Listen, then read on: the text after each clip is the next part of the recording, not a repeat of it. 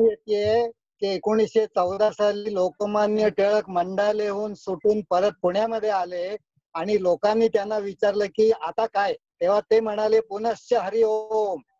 तेव्हा तसं आता पुनश्च हरि ओम आपली ही व्याख्यानमाला सुरू होतीये आणि आजच्या या व्याख्यानमालेमध्ये चंद्रयान-2 या विषयावरती श्री पराग महाजनी हे बोलणार आहेत. पराग महाजनी मुळातले पार्ल्यातले, त्यांचा जन्म पार्ल्यातले, शिक्षण तिथं झालं आणि आता ते पार्ला आणि पुणे अशा 2 ठिकाणी मिळून असतात. मुंबई विद्यापीठाची इलेक्ट्रॉनिक्स दूरसंचार इंजिनिअरिंग मधली पदवी त्याने चांगल्या क्रमांकाने मिळवली आहे. त्याच्यानंतर त्यांचं नरसिंहमंडीमध्ये पदवीधर शिक्षण झालं. इन्स्टिट्यूट ऑफ इंजिनिअरिंग ते MI झालेले आहेत. त्यांनी कॉर्पोरेट कंपनीत 15 वर्ष काम केलं आणि स्वतःचा व्यवसाय 13 वर्ष केला आणि आता ते खगोलशास्त्रामध्ये रमलेले आहेत. कसे ते बघा, नासाच्या हवाई येथील दुर्बिणीतून 2 लघुग्रहांचा शोध त्यांनी लावला. आणखीन लघुग्रह शोधण्याचं संशोधन त्यांचं सुरू आहे. ते रॉयल ऍस्ट्रॉनॉमिकल सोसायटी लंडनची आहे, त्याचे ते फेलो आहेत. तारकांच्या विश्वात या त्यांच्या ग्रंथाला CD देशमुख साहित्य पुरस्कार मिळालाय महाराष्ट्र शासनाचा. भारताचं त्यांनी आंतरराष्ट्रीय खगोलशास्त्र ऑलिम्पियाड मध्ये रशिया, युक्रेन, क्रिमिया आणि इटली इथं नेतृत्व केले. 10 वर्ष भारतीय खगोलशास्त्र ऑलिम्पियाड मध्ये फॅकल्टी आणि कोच मार्गदर्शक म्हणून काम केले. मराठी आणि इंग्रजी वृत्तपत्रात त्यांचे 300 लेख प्रसिद्ध झाले. आजपर्यंत जगात लक्षात घ्या बरं का, 1500च्या वर भाषण आणि खगोल विज्ञानाचे जाहीर कार्यक्रम त्यांनी केलेले आहेत. सतत 32 वर्ष खगोलशास्त्राचा अभ्यास त्यांचा आहे, व्यासंग आहे आणि व्यवसाय त्यात ते करतात. मिल्की वे सिटीझन्स या खगोलशास्त्र विषयक शिक्षण संस्थेचे ते संस्थापक आणि कन्सल्टंट आहेत. नाममात्र शुल्क घेऊन सर्व वयोगटातील व्यक्तींसाठी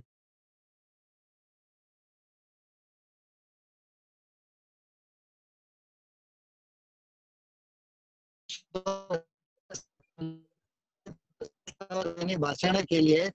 आता त्याच्याशिवाय आणखीन ते काय करतात ऐका. पंडित अरविंद गजेंद्र गडकरांकडे 6 वर्ष त्यांनी गुरु शिष्य परंपरेनुसार बासरीचं शिक्षण घेतलंय, पण आज ते बासरी वाजवणार नाहीये. त्याच्याशिवाय 15 वर्ष भारतीय महासागरात डायव्हिंगचा त्यांनी सराव केलाय आणि भारतीय गिर्यारोहण आणि ऍडव्हान्स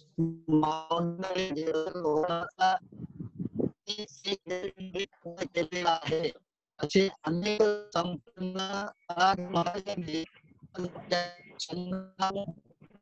या विषयावरती आता भाषण देणार आहेत. बरोबर त्यांचं स्लाईड सुद्धा आहेत. तेव्हा स्वागत करतो आणि पराग महाजनींना विनंती करतो की त्यांचं भाषण आता करायला सुरुवात करावी. धन्यवाद.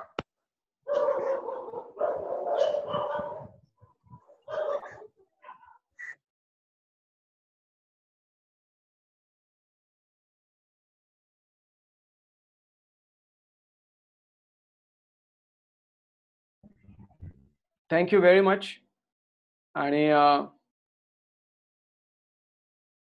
आपण आता विषयाला सुरुवात करूया.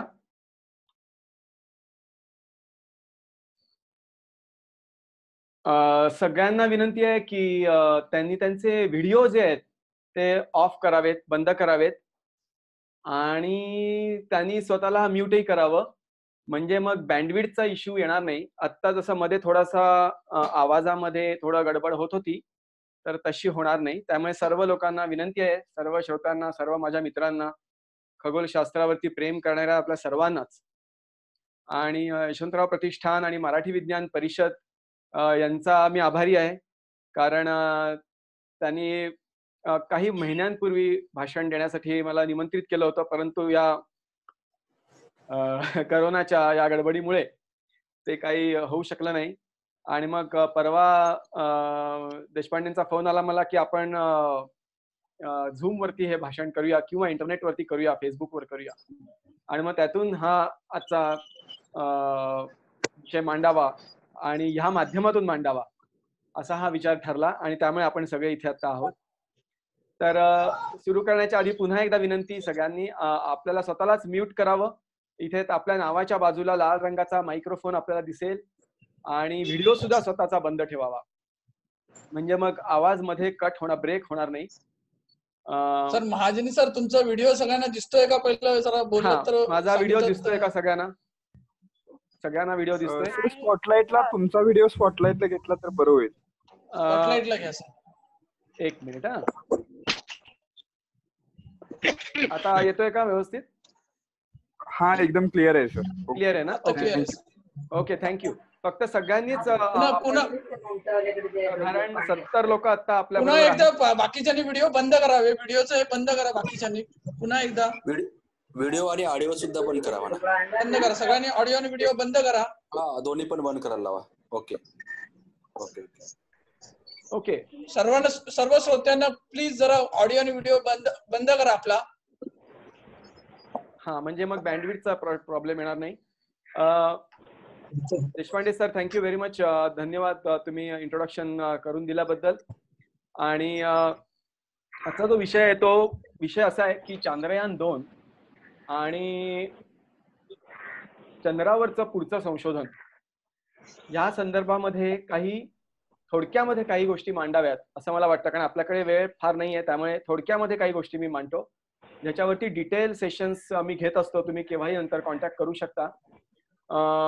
तर चांद्रयान 2 सगळ्यात महत्वाची गोष्ट अशी आहे की चांद्रयान 2 हे आपण का पाठवलं, पहिली गोष्ट म्हणजे. आणि दुसरी गोष्ट अशी आहे की ते चांद्रयान 2 हे का पडलं. आता ह्या दोन सगळ्यात महत्वाच्या गोष्टी आहेत. आणि भारत या क्षेत्रामध्ये का शिरतोय, काय त्याच्या मागचं भूमिका आहे. तर ह्या दोन महत्वाच्या गोष्टी यांनी मी सुरुवात करतो. आणि मग आपल्याला जसा जसा वेळ उपलब्ध असेल त्याप्रमाणे आपण बघूया की मग जगामध्ये काय चाललंय आणि सगळेच देश आता अचानक चंद्राकडे का वळतायत. इतक्या वर्षामध्ये 25-30 वर्षाची गॅप होती आणि त्या वर्षांमध्ये काहीच झालं नाही चंद्राच्या संदर्भात. आणि अचानक लोक सगळेजण चंद्रावरतीच जाण्यासाठी प्रयत्न चाललाय. चायनाचा चाललाय, इस्रायलचा चाललाय, युरोपियन स्पेस एजन्सी, नासा तर ऑलरेडी आहेच, आणि आता भारतही. तर ह्याचं कारण काय या सगळ्याचं, तर ते आपण बघूया. एक छोटासा स्लाइड्स माझ्या बरोबर राहतील, म्हणजे आपल्याला थोडंसं एक व्हिज्युअल त्याच्या मागनं कळत राहावं अशी माझी भूमिका आहे, बाकी काही नाही. तर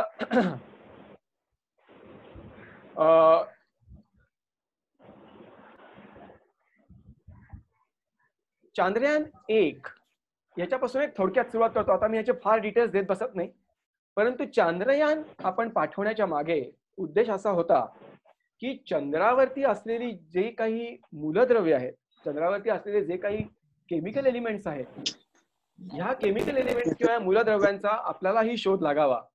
आणि चंद्रावरती पाणी आहे का, तर पाण्याचा शोध लागावा. कारण पाणी असेल तर अनेक गोष्टी करता येऊ शकतात पुढे त्या ग्रहावर. म्हणजे पुढे जर का मानवाला त्या ग्रहावरती राहायचं असेल जाऊन, तर पाणी हे आवश्यक. ऑक्सिजन एक वेळ नसला तरी सुद्धा चालू शकेल, पण पाणी पाहिजे. ऑक्सिजन आपण आपल्या सिलेंडर्स मधून नेऊ शकतो, पाण्याचा मात्र मोठा प्रश्न असतो. आणि ह्या दोन महत्वाच्या गोष्टींसाठी चांद्रयान 1 ची निर्मिती आपण भारतामध्ये केली. पूर्णपणे भारतीय बनावटीचं PSLV रॉकेट. आणि मग त्याच्यानंतर जिओसिंक्रोनस ऑर्बिटमध्ये आपण चांद्रयान 1 हा उपग्रह किंवा हे अंतराळयान म्हणूया आपण सोडलं. ते अत्यंत यशस्वीरित्या पृथ्वीभोवती फिरून काही त्यांनी त्याला ऑर्बिट्स म्हणतात, GTO जिओसिंक्रोनस ट्रान्सफर ऑर्बिट म्हणतात. आणि ह्या अशा ऑर्बिट्स मधनं ते सक्सेसफुली यशस्वीरित्या आपण चंद्राकडे प्रक्षेपित केलं. चंद्राच्या भोवती ते फिरत राहिलं. चंद्राने त्याला बरोबर आपल्या कक्षेमध्ये पकडलं. आणि चांद्रयानाने अनेक महत्वाच्या गोष्टी शोधून काढल्या. त्याच्यामध्ये पाणी आहे. चंद्राच्या उत्तर गोलार्धामध्ये चंद्राच्या जिथे क्रेटर्स आहेत किंवा जिथे विवर आहेत चंद्रावरती, त्या विवरांमध्ये आतमध्ये पाणी आहे, हे चांद्रयान 1 नी शोधून काढलं. त्याच वेळेला नासाच्याही 2 उपग्रहांनी म्हणजे अंतराळयानांनी असं शोधून काढलं होतं. त्यामुळे आपण एकदम अचानक भारत पहिल्या 2-3 देशांमध्ये जाऊन बसला या पंक्तीमध्ये की अतिशय ऍडव्हान्स्ड किंवा अतिशय प्रगत असं तंत्रज्ञान आपण तयार स्वतः करून वापरणं. नंतर चांद्रयान 2 ची निर्मिती करण्यात आली, कारण आता अशी इच्छा होती की आपण आपलं अंतराळयान आपण स्वतः बनवलेलं. ह्याच्यामध्ये खूप गोष्टी आहेत मित्रांनो.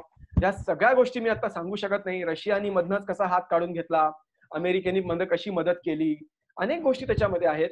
परंतु त्याच्यामध्ये अनेक राजकीय गोष्टी आहेत, अनेक खूप इंटरेस्टिंग गोष्टी आहेत, वैज्ञानिक गोष्टी आहेत.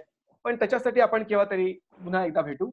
पण चांद्रयान 2 ची निर्मिती पूर्णपणे आपण भारतात केली आणि ह्याच्यासाठी जे क्रायोजेनिक इंजिन लागतं, म्हणजे जे या यानाला जिओसिंक्रोनस ऑर्बिट मधनं पुढे चंद्राकडे प्रक्षेपित करू शकेल, तर ते इंजिन आपण स्वतः बनवलं. ही त्याच्यातली सगळ्यात मोठी गोष्ट आहे. खूप लोकांचा असा आक्षेप असतो की आपण रॉकेट्स का बनवायची, आपण गरीब देश आहोत, आपण का बरं अंतराळानं बनवायची किंवा अंतराळ क्षेत्रामध्ये आपण अमेरिकेला प्रतिस्पर्धी व्हायचं. तर ह्याचं महत्वाचं कारण असं आहे, लक्षात घ्या मित्रांनो, की ह्या अशा प्रकारच्या तंत्रज्ञानामुळे, ह्या टेक्नॉलॉजीमुळे आपण अनेक गोष्टी निर्माण करतो आणि त्या गोष्टींचा आपल्या अर्थव्यवस्थेला उपयोग होतो.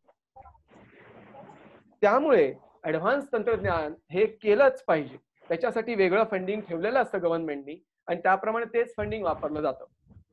त्यामुळे अंतराळ विज्ञान, खगोल विज्ञान ही जी सगळी ऍडव्हान्स्ड सायन्सेस आहेत, ह्या सायन्सेसचा पाठपुरावा आपण केला नाही तर आपल्या देशामध्ये आधुनिक तंत्रज्ञान कधीच निर्माण होणार नाही.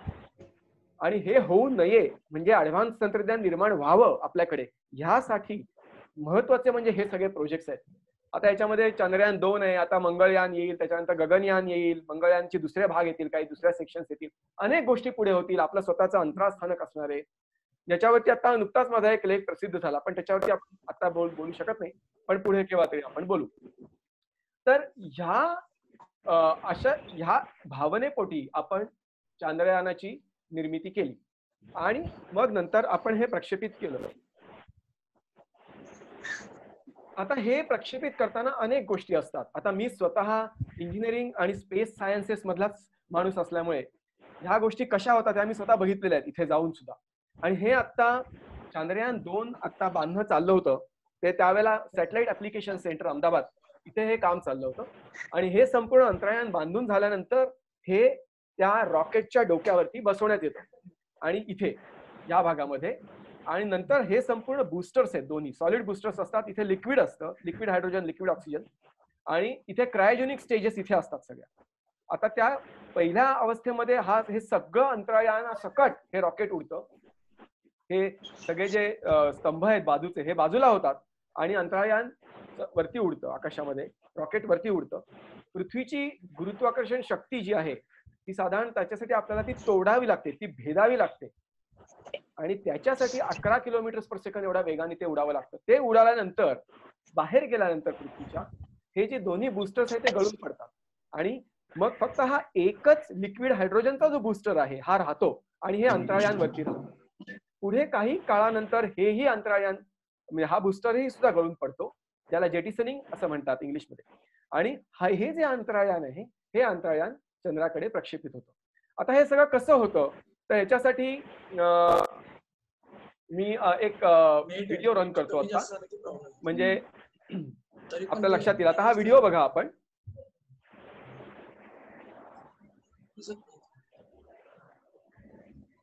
Start in T-10 seconds. 10, 9, 8, 7, 6, 5, 4, 3, 2, 1. We have ignition. Adiya से बात किया, उसने बोला कि थोड़ी देर के बाद ना चेक करना, तो मैंने चेक किया, तो फिर कॉल किया, बोला नहीं थोड़ी देर के बाद चेक करो. और बीओएडबी से बात किया तो उन लोग का भी डिस्कशन चल रहा है क्योंकि लैंड से रिक्वेस्ट नहीं आया है, तो सागर और आकाश भाई हम लोग दोनों बात कर रहे, तो आकाश को फिर से फोन किया था तो बोला ठीक है मैं सागर से बात कर लूंगा. तो मैंने बोला एक अर्जेंसी है मेरे को, आज ही चाहिए. तो बोला कि भाई मैं बात करके वो कर रहा हूँ.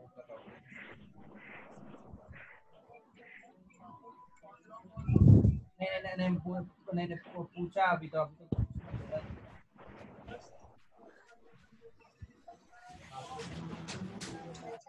आता ह्या स्टेज मध्ये काय झालं की या स्टेजमध्ये मी आता थांबवलंय थोडं आणि थोडस परत सुरू करून या इथे थांबवतो मी मुद्दामून. आता ह्या स्टेजमध्ये काय होतं की आता हे अंतराळयान पृथ्वीच्या भोवती जिओसिंक्रोनस ऑर्बिटमध्ये फिरायला लागेल आणि त्यानंतर पृथ्वीची कक्षा भेदून ते चंद्राच्या कक्षेकडे जायला लागतं आणि मग चंद्र त्याला अट्रॅक्ट करतो, चंद्र त्याला आपल्या गुरुत्वाकर्षण शक्तीने खेचून घेतो. आता ते कसं घेतो ते आपण लगेचच बघूया.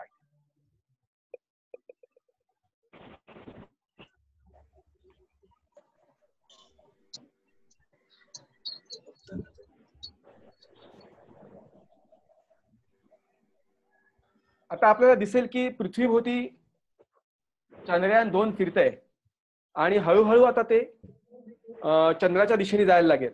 त्याची कक्षा जी असते ती वाढवली जाते, जास्त लंबवर्तुळाकार केली जाते आणि काही क्षणांच्या नंतर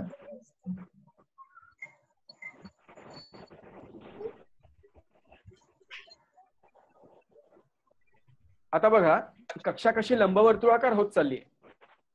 आता ह्याच्यासाठी त्या अंतराळयानावरती छोटीशी इंजिन्स असतात आणि ती काम करत असतात. आता एका क्षणी पृथ्वीच्या गुरुत्वाकर्षणातनं यान बाहेर येतं आणि मुक्त अंतराळामध्ये शिरतं, पण त्याच्या मुमेंटमुळे त्याच्या गतीमुळे ते चंद्राभोवती जाताना चंद्र त्याला खेचून घेतो आपल्याकडे आणि आता ते चंद्राभोवती फिरायला लागतं. आता ते चंद्राकडनं सुटण्याची सुतराम शक्यता नाही. आता चंद्र त्याला कायमच आपल्या गुरुत्वाकर्षणामध्ये बांधून ठेवलेलं आहे चंद्राने आणि आता त्याची कक्षा कमी होती. आता डिसिलरेशन म्हणतात त्याला, म्हणजे त्याचं त्वरण जे आहे किंवा त्याचा वेग कमी होतोय आता आणि कमी होत होत हळूहळू त्याच्या 2 भाग झाले. कारण त्याच्यामध्ये एक आहे ती म्हणजे मदरशिप आणि एक जे आहे ते यान जे चंद्रावरती उतरणार आहे, प्रज्ञान रोव्हर जो आहे त्याच्यामध्ये ते.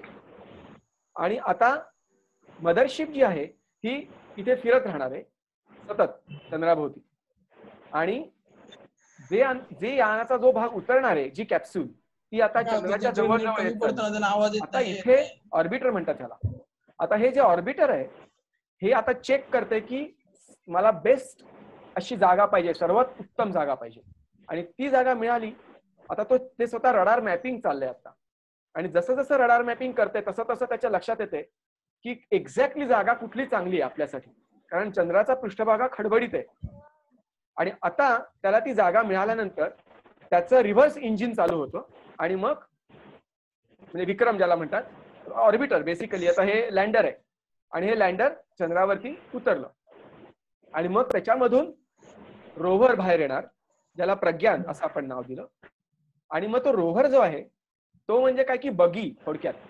आता ही बगी जी आहे ही बगी चंद्राच्या पृष्ठभागावरती सगळीकडे विहार करेल आणि मग चंद्राच्या पृष्ठभागावरती पाणी कुठे आहे, त्याच्या मातीमध्ये कुठल्या कुठल्या प्रकारचे मॉलिक्युल्स आहेत किंवा रेणू आहेत, जीवसृष्टीची काही शक्यता आहे का, वातावरण कसं आहे, धूळ कुठल्या प्रकारची आहे वगैरे वगैरे, अशा अनेक प्रकारच्या गोष्टी ते चेक करणार. आता अशी आपली ही मिशन होती. आणि आता हे सगळं तुम्हाला इथे जॉमेट्री दिसतीच आहे. आता ह्या जॉमेट्रीवरती बोलायचं तर खूप काही करता येऊ शकतं, पण तुम्हाला एक अंदाज यावा म्हणून आत्ताचा हा एक व्हिडिओ मी रन केला. आता पुढचा जो व्हिडिओ आहे तोही मी मुद्दामून तो रन करतोय म्हणजे तुम्हाला आयडिया यावी की प्रज्ञान रोव्हर जे होतं ते कसं काम करतो आणि त्याच्यानंतर त्याचं ऑब्जेक्टिव्ह काय होतं, त्याच्यावरती यंत्र कुठली होती. आता ह्याच्यात एकच गोष्ट आपण लक्षात ठेवायची आहे आणि ती म्हणजे संपूर्ण यानाची निर्मिती आपण स्वतः भारतात केलेली आहे, कुठल्याही देशाची मदत घेतलेली नाहीये. आणि ही खूप मोठी गोष्ट आहे कारण टेलिकम्युनिकेशन किंवा स्पेस सायन्स मी त्या विषयामध्ये जवळजवळ 32 वर्ष आज काम करतोय आणि त्याच्यामध्ये ज्या बारीक गोष्टी असतात त्या बनवणं जवळजवळ इम्पॉसिबल होतं आपल्यासारख्या देशाला.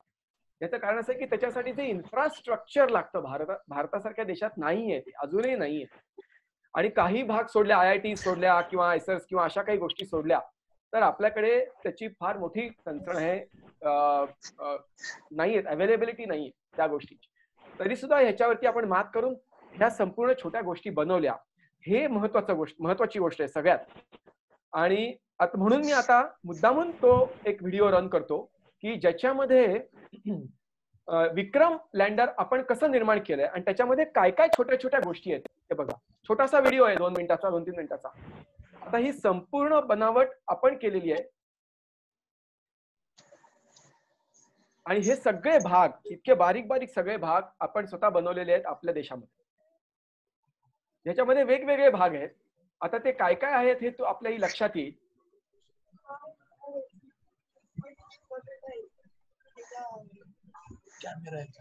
आता ह्याच्यामध्ये अनेक प्रकारचे कॅमेरे आहेत आणि कॅमेरे कशा करतायत तर ह्या अंतराळयानाला उतरायचंय त्यावेळेला उतरताना त्याला त्याची जागा काय आहे, तिथे उंची किती आहे, तिथे कुठल्या प्रकारचे खड्डे आहेत, क्रेटर्स आहेत, कुठल्या प्रकारच्या दर्या आहेत, हे सगळं आपल्याला कळायला पाहिजे. कुणीतरी व्हाईटबोर्ड ऑन केलाय, प्लीज आपला व्हाईटबोर्ड ऑफ ठेवा आणि स्क्रीनवरती कुठल्याही प्रकारच्या रेघोट्या मारू नका. Okay, thank you. हा, आता हा जो कॅमेरा दिसतोय आपल्याला, हा इथे अल्टिमीटर दिसतोय, हा उंची मोजतोय.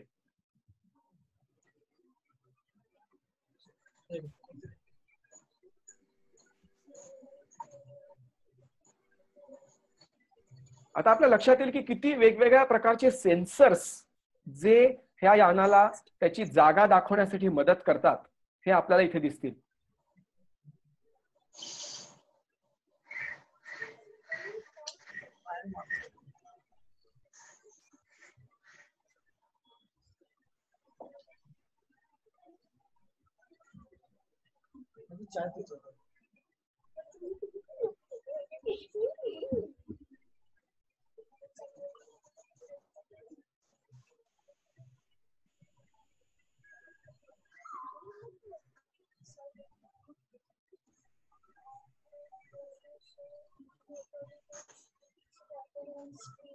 आता हे लँडर जे होतं हे प्रचंड वेगाने, ऑफकोर्स त्याचा वेग प्रचंड असतो कारण तो एका ग्रहावरून दुसऱ्या ग्रहावरती ते चाललंय. तो वेग कमी करणं हे आपल्यासाठी फार मोठं आव्हान असतं. कारण चंद्रावरची ग्रॅव्हिटी आहे किंवा चंद्रावरचं जे गुरुत्वाकर्षण आहे ते पृथ्वीच्या 6 पट आहे, कमी आहे. त्यामुळे तिथे त्या वेगाने आपल्याला जाऊन चालणार नाही, तर त्याच्यासाठी अतिशय वेग त्याचा कमी व्हायला पाहिजे. आता हे यान जे आहे हे रडारच्या मदतीने चेक करते की कुठे उतरायचं, जागा कुठली. आता आपल्याला ती जागा माहिती होती, म्हणजे त्याला ही जागा माहित नव्हती अशातला भाग नव्हे, परंतु त्यातल्या त्यात उत्तम जागा ही कुठे आहे हे बघायचं, हा त्याच्या मागचा उद्दिष्ट होतं. आणि त्यामुळे ते चेक करत करत, ह्याला म्हणतात रिटार्डिंग फेज. आता ही फेज जी होती ती शेवटचे 2 मिनिटातली फेज होती आणि शेवटी पॅराबोलिक ऑर्बिटमध्ये, म्हणजे थोडीशी लंबवर्तुळ अशा ऑर्बिटमध्ये ते चंद्राच्या भूमीला स्पर्श करणार, अशा प्रकारचं आपण डिझाईन केलेलं होतं. आणि त्याप्रमाणे ते चंद्राच्या भूमीला वरती उभं राहील, टचडाऊन ज्याला म्हणतात. आणि मग त्याच्यामधनं अनेक गोष्टी, त्याच्यातनं सेन्सिंग चालू होईल आणि मग त्याच्यामधनं वेगवेगळ्या प्रकारचे कॅमेरे बाहेर येतील, त्याच्यामधनं एक यंत्राचा हात बाहेर येईल आणि मग तो काही टेस्टिंग सुरू करेल. अशा त्याच्यामध्ये अनेक गोष्टी त्या लँडरमध्ये त्यांनी आपण मुद्दामून ह्या डिझाईन केलेल्या होत्या.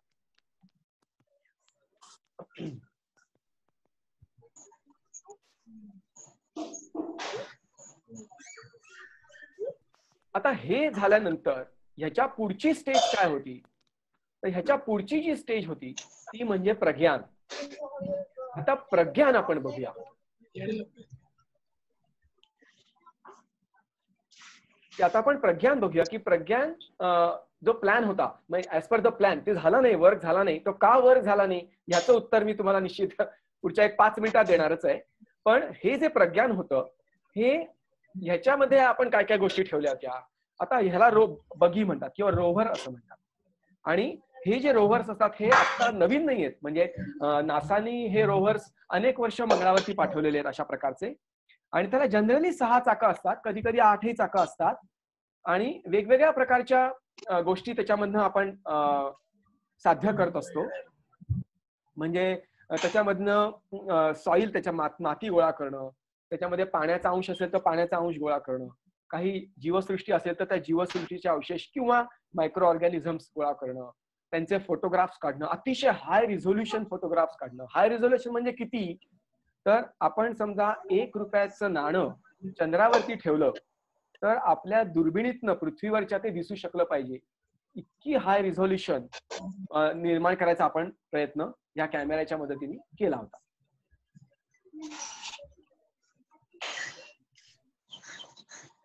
आता हे स्पेक्ट्रोमीटर्स आहेत. स्पेक्ट्रोमीटर्सचं काम असं असतं की तो त्या मातीचं पृथक्करण करतो, रासायनिक पृथक्करण.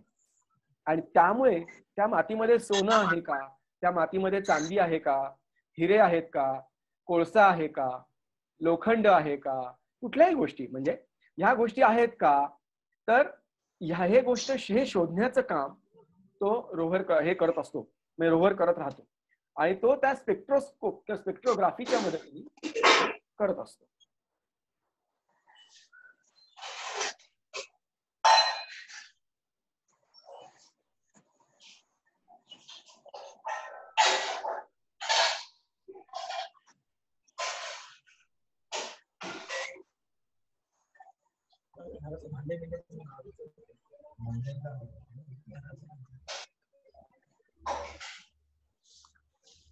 आणि मग आता हा रोव्हर म्हणजे प्रज्ञान जे आहे, आता त्याच्यामधनं अजून काही गोष्टी एक्सपोज होणार होत्या, म्हणजे आपण करणार होतो तसं की मग त्याच्याप्रमाणे बेसिकली आपल्याला असं बघायचं होतं पुढे भारतीयांना किंवा मानवाला चंद्रावरती राहण्यासाठी बेस्ट जागा कुठली आहे. मग त्याच्यासाठी चंद्रावरती भूकंप होतात का, तर अशी जागा असेल तर आपल्याला ती नको.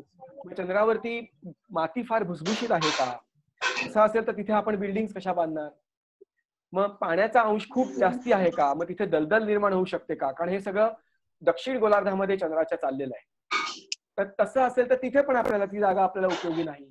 अशा प्रकारे अनेक गोष्टींचं आढावा घेण्याचं काम प्रज्ञान म्हणजे जो रोव्हर आहे तो करणार होता. अशी अनेक गोष्टी आपण त्याला सोपवल्या होत्या त्याच्याकडे. खरं म्हणजे आता बघा इथे दगड आहे, तर तो दगड आल्यानंतर त्या रोव्हरला असं प्रोग्राम केलेलं होतं की तो त्या दगडावरनं जाऊ शकेल. आता इथे रणगाड्यासारखी चाकं नाहीयेत. जर का तुम्ही बघितलं तर रणगाड्याला जसे पट्टे असतात ते ह्याच कारणासाठी असतात की तो कुठल्याही रफ अशा जमिनीवरून, जंगलांमधून, वाळवंटामधून, दगडांमधून तो जाऊ शकला पाहिजे रणगाडा. आता इथे आपण रणगाड्यासारखं गोष्ट आपण करू शकत नाही, कारण रणगाड्याचं वजन प्रचंड असतं. एवढं वजन आपल्या रॉकेटनी घेऊन जायचं वरती आकाशात फार अवघड आहे. मग ते होणार नाही. मग आपण फार वेगळंच तंत्रज्ञान त्याच्यामध्ये वापरलं आणि अशा प्रकारच्या पट्ट्या निर्माण केल्या की त्यामुळे ते एकच चाक फक्त वरती उचललं जाईल आणि तिथे तशा प्रकारचे ऍब्झॉर्बर्स आपण निर्माण केले. तर ही आपण म्हणजे अशा प्रकारच्या गोष्टी आपण ह्या सगळ्या मुद्दामून दाखवल्या का केल्या आपण. आता आपण सगळ्यात महत्वाचा जो मुद्दा आहे की हे पडलं का चांद्रयान. बाकीच्या सगळ्या गोष्टी टेक्निकल खूप बोलता येतील, मी अजून 6 तास त्याच्यावरतीच बोलत राहील. परंतु महत्वाची गोष्ट अशी आहे की पडलं का आहे. तर ह्याचं एक कारण असं आहे आणि अतिशय महत्वाचं कारण आहे. तर ते कारण मी आधी सांगतो आणि मग आपल्या गव्हर्नमेंट म्हणजे प्रेसिडेंटना आणि प्राईम मिनिस्टरना जे पत्र दिलं गेलं ते पत्राची कॉपी माझ्याकडे आहे. ती कॉपी मी तुम्हाला आज इथे जाहीर दाखवतो. याचं मुख्य कारण होतं बघा की ज्यावेळेला एखादा उपग्रह दुसऱ्या ग्रहामध्ये शिरत असतो वातावरणातनं, त्यावेळेला त्याचा वेग थोडा थोडा कमी केला जातो. खूप जास्त कमी झाला तर तो उपग्रह पेटू शकतो. असं कुठे झालं तुम्ही सांगू शकाल? कुणाला कल्पना आहे? ही चूक आपण केलेली आहे, म्हणजे मानवाने केलेली आहे. आणि कल्पना चावलाचा जो मृत्यू झाला तो मृत्यू होण्याचं कारण हे होतं की स्पेस शटल कोलंबिया हे ज्या वेळेला पृथ्वीच्या वातावरणात शिरत होतं त्यावेळेला त्याचा वेग जेवढा अपेक्षित होता आणि त्याच्यासाठी एक कोन असतो, एक अँगल असतो, त्या ग्रहाच्या सर्कम्फरन्स म्हणजे परिघाशी होणारा एक टँजंटचा, एका स्पर्शिकेचा एक अँगल असतो. आणि हा अँगल जर का नाही घेता आला तर ते अंतराळयान कुठल्याही अँगलनी आत येऊ शकत नाही. आता जर का ते बळेबळेच आत आणायचा प्रयत्न केला तर तिथे इतकी प्रचंड घर्षण निर्माण होतं तिथे, आणि तिथे उष्णता इतकी प्रचंड निर्माण होते की ते पेटतं. आणि एक्झॅक्टली हेच झालं. कोलंबिया अंतराळयान पेटलं. आता त्याच्यातल्या काही टाईल्स होत्या ज्या उष्णतेला रोध करतात, उष्णता विरोधी असतात. त्यातल्या काही टाईल्स पडल्या होत्या, हे बरोबर आहे, उडतानाच पडल्या होत्या आणि ते लोकांनी बघितलं होतं. परंतु आता दुसरा आपल्याकडे एक ऑप्शनच नव्हता त्यावेळेला त्यांना खाली आणण्यासाठी. आणि ही सुद्धा गोष्ट घडली त्याच्यामध्ये. आणि त्या दोन्हीचा असा एक परिणाम जो झाला तो फार वाईट झाला, सगळ्यांना माहिती आहे. आता इथे तसा परिणाम होऊ नये चंद्राच्या कक्षेमध्ये, याच्यासाठी आपण काळजी घेतली होती. चंद्राला वातावरण नाही हे एक महत्वाची आणि ऍडव्हान्टेजस अशी गोष्ट आहे. पण त्याच्या बरोबर दुसरी गोष्ट अशी की त्यामुळे वेग आपल्याला फार जास्त प्रमाणात कमी करायला पाहिजे. आता आपण जसा जसा वेग कमी करत आणला, तो ज्या वेळेला, आता तुम्ही बघितलंही असेल त्यावेळेला टीव्हीवरती लाईव्ह प्रक्षेपण होतं आणि तुम्ही ते ग्राफ्स बघितले असतील, तर ते ग्राफ्स जे होते त्याच्यामध्ये एक टॉलरन्स बँड होता, म्हणजे 2 लाईन्स होत्या. त्या 2 लाईन्सच्या मधून एक रेषा चालली होती. ती जी रेषा होती ती आपलं अंतराळयान होतं जे चंद्रावर उतरणार होतं. पण तुम्ही जर का नीट बघितलं असेल तर शेवटच्या 2 किलोमीटर वरती असताना ती रेषा तिथे गायब झाली आणि तिथे काहीतरी गडबड झाली. तर तिथे काय गडबड झाली, आता बघा किती साधी गडबड होती बघा. आता तुम्ही असं कल्पना करा की तुम्ही गाडी चालवताय, कार चालवताय, कार, आणि कार चालवत तुम्ही रस्त्यावरनं सरळ चाललेला आहात. आता तुम्ही अचानक ब्रेक दाबलात तर काय होईल, तर तुमची गाडी उलटी होईल पुढे. याचं कारण असं आहे, त्याला जे म्हणतात जडत्व किंवा इनर्शिया. ह्या इनर्शिया ही फिजिक्स मधली एक अतिशय मूलभूत फंडामेंटल प्रॉपर्टी आहे. ही सगळ्यांना कल्पना असणारच आहे. अगदी लहान, आज आपल्या ग्रुपमध्ये 10-11 वर्षापासूनची मुलं आहेत मला माहितीये, त्यांना सुद्धा ही प्रॉपर्टी माहितीये, इनर्शिया, जडत्व. आणि गाडी उलटी होणार आपली. त्यामुळे आपल्याला जर का गाडी थांबवायची असेल तर अतिशय हळू, म्हणजे ब्रेक हळूहळू दाबत दाबत जायला पाहिजे. अगदी हेच प्रिन्सिपल अंतराळयानाला सुद्धा लागू होतं. कारण फिजिक्सचे नियम किंवा विज्ञानातले नियम, फिजिक्स, मॅथमॅटिक्स आणि केमिस्ट्री आणि बायोलॉजी, ह्या विज्ञान जे प्युअर सायन्सेस ज्यांना म्हणतात, हे नियम संपूर्ण विश्वामध्ये सारखेच आहेत, सगळीकडे तेच आहे. त्याला अपवाद आहेत, ब्लॅक होल्स आहेत किंवा गॅमा रे बर्स्ट आहेत, पण तो विषय आता आपण घ्यायला नको. तर त्यामुळे ह्या नियमानुसार अंतराळयानाचा वेग हळूहळू कमी व्हायला पाहिजे होता. तो झाला नाही. त्यामुळे काय झालं की अंतराळयान एका क्षणात उलट झालं. आता हे कुठे झालं, तर चंद्राच्या पृष्ठभागापासून 2 किलोमीटर अंतरावरती. 2 किलोमीटर अंतराचा अंदाज देण्यासाठी तुम्हाला सांगतो की आपल्यापैकी बऱ्याच जणांनी विमानाने प्रवास केलेला असेल, सगळ्यांनीच केलेला असेल. तर आपलं जे विमान असतं, म्हणजे जम्बो जेट समजा आपण म्हटलं, तर ते जास्तीत जास्ती 10 किलोमीटर्स एवढं उंचीवरती जातं, त्याच्यावर जात नाही. 33 ते 35 हजार फूट.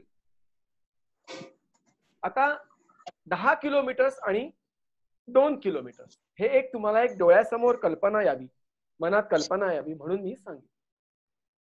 2 किलोमीटरला आल्यावरती तो वेग जितका जास्त कमी करण्यात आला, तितका जास्त कमी करायला नको होता. आणि त्यामुळे काय झालं की ते अंतराळयान उलट झालं. आता उलट झाल्यानंतर काय झालं, त्याचे जे कॅमेरा होते, आता तुम्ही जे कॅमेरा बघितले, ते कॅमेरा काय करत होते, ते कॅमेरा त्यांना म्हणतात अल्टिमीटर्स, म्हणजे ते उंची मोजतात. यानाची चंद्रपृष्ठावरची उंची किती हे मोजण्याचं काम अल्टिमीटर करत होते. आता ते अल्टिमीटरचा जो कॅमेरा होता, लेन्स होती, ती होती चंद्राच्या पृष्ठभागाकडे. आता काय झालं, एका क्षणात अंतराळयान उलट झालं. मग काय झालं, अल्टिमीटरची लेन्स होती ती गेली आकाशाकडे. आता आकाशाकडे गेल्यानंतर त्या अल्टिमीटर कडनं येणारे जे रडार सिग्नल्स असतात ते परत येतील का अंतराळयानाकडे कुठे आपटून? नाही, ते अंतराळात निघून जाणार. आता ते अंतराळात निघून गेले म्हणजे ते परत आले नाहीत अंतराळयानाकडे. मग अंतराळयानाच्या कम्प्युटरनी काय त्याचं अनुमान बांधलं, की अरे चंद्रभूमी अजून बरीच लांब आहे, वेग वाढवायला पाहिजे.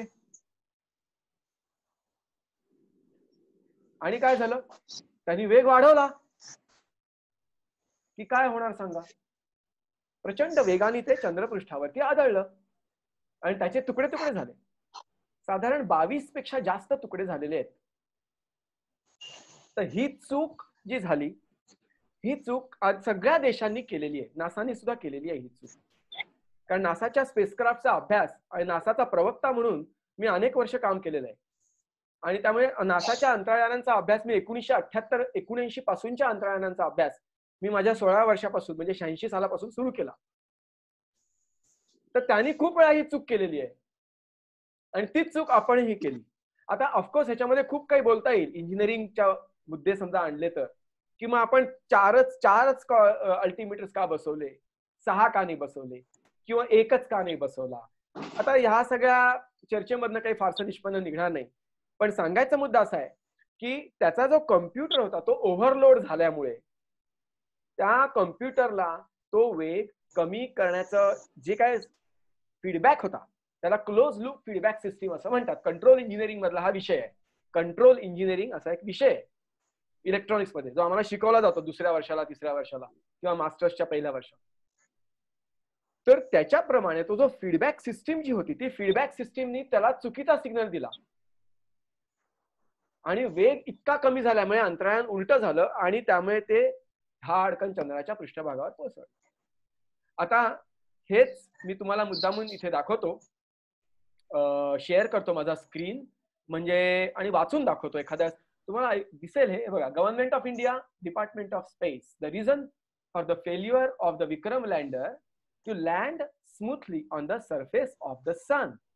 The first phase of descent was performed nominally from altitude 30 kilometers above the moon's surface till 7.4 kilometers. Okay, पण त्याच्यानंतर बघा आता काय झालं. During the second phase of descent, the reduction in velocity was more than designed value. याचा अर्थ कळतोय सगळ्यांना? The reduction in velocity म्हणजे वेग कमी करण्याचं जे प्रमाण होतं ते अतिशय जास्त होतं. म्हणजेच काय की जोरात ब्रेक दाबला. Due to this deviation the initial conditions at the start of the fine braking phase were beyond the designated parameters. As a result Vikram hard landed within 500 meters of the designated landing site. आणि that was the end of it. So this was the reason why this mission failed. So this is a very critical, very perfect, typical reason. हे असं का होत आहे. Okay, आता हे अतिशय सोप्या भाषेत मी सांगायचा प्रयत्न केला, पण समजा काही लोकांच्या लक्षात आलं नसेल किंवा त्यांना काही प्रश्न असतील तर त्यांनी मला माझ्या ईमेल वरती म्हणजे 2020 वरती नक्की पाठवा. मी तुमच्या सगळ्या प्रश्नांची उत्तरं देऊ शकेन, कारण आज एवढ्या सगळ्या प्रश्नांची उत्तरं आपल्याला देता येणार नाही, पण मी सगळ्या प्रश्नांची उत्तरं नंतर ईमेलवर पाठवू शकतो. ओके, जरा 1च मिनिट मला द्यायला लागेल, कारण अजून अनेक लोक जॉईन होत आहेत आणि मी त्यांना जॉईन करतोय, तर येऊ देत लोकांना. तर मला 1च सेकंद फक्त द्या.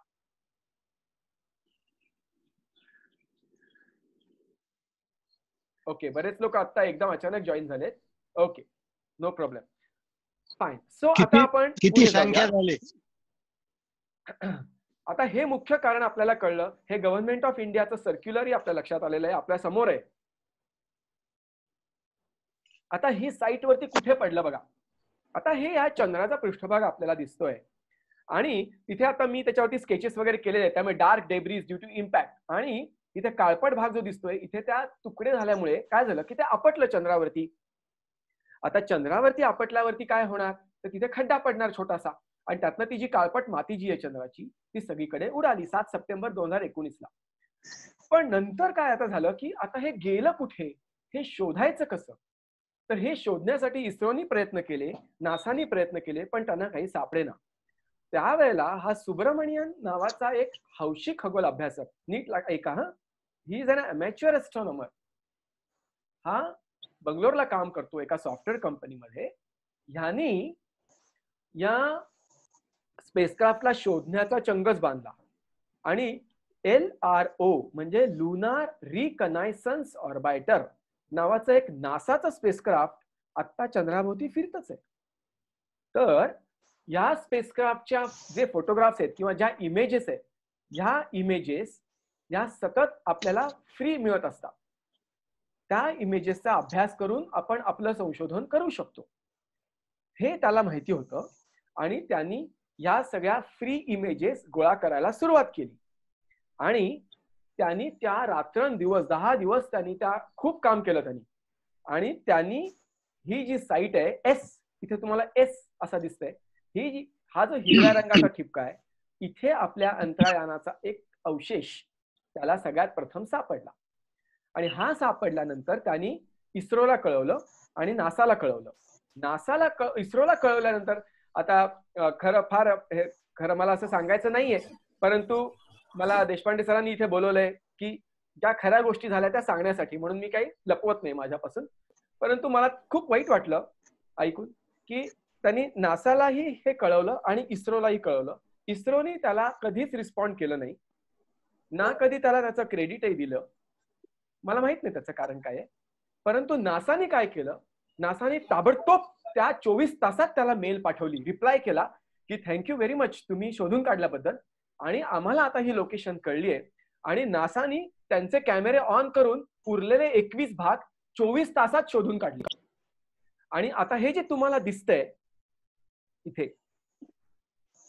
हे बघा, आता हे जे तुम्हाला निळ्या रंगाचे सगळे जे भाग दिसत आहेत आणि हिरव्या रंगाचे सुद्धा, हे सगळे आपल्या यानाचे अवशेष आहेत इथे पडलेले. आता हा जो एस आहे, हा भाग सोडला, हा त्या सुब्रमण्यमनी स्वतः शोधून काढला आणि त्याच्यानंतर नासाला कळलं की ह्या भागामध्ये अंतराळयान पडलेलं आहे. मग त्यांनी हे सगळे अवशेष पुढच्या 24 तासात शोधून काढले आणि त्यांनी त्यांच्या साईटवरती पब्लिश केले लगेच.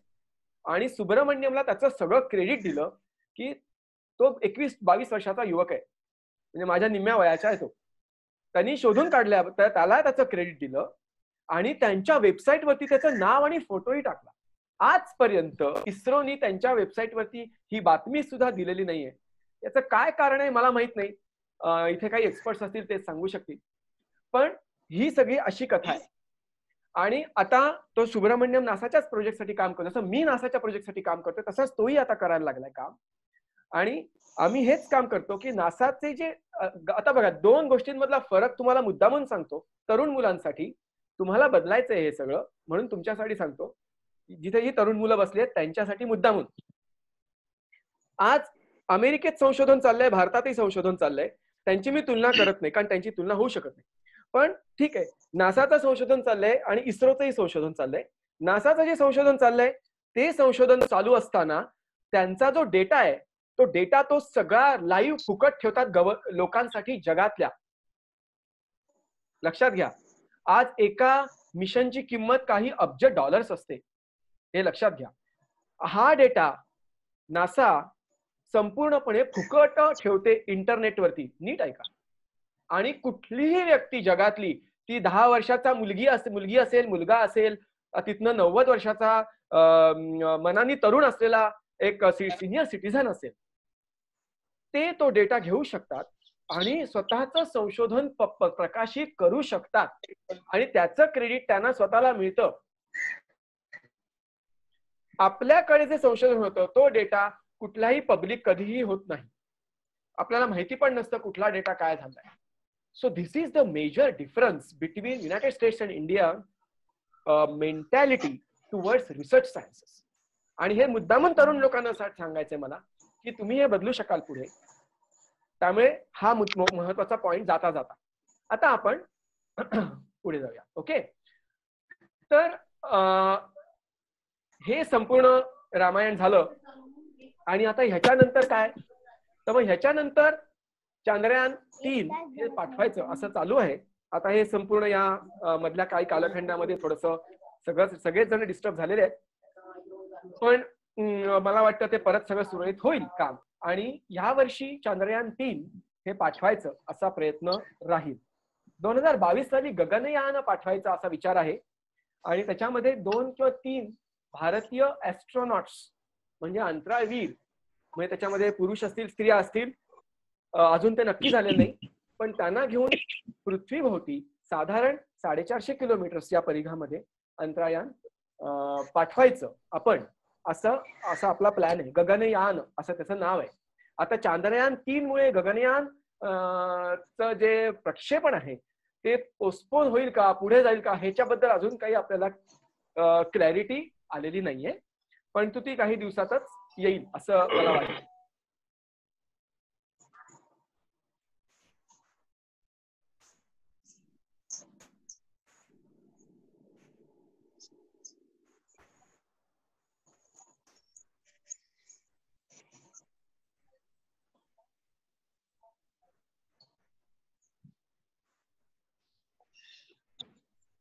आय एम सॉरी मध्येच एक फोन आला कुणाचा तरी, म्हणजे आपल्यापैकीच पार्टिसिपंट्स नाही यायचं असेल, पण तो मी घेऊ शकत नाही म्हणून मी त्यांना तेवढं कळवलं. I am sorry for that.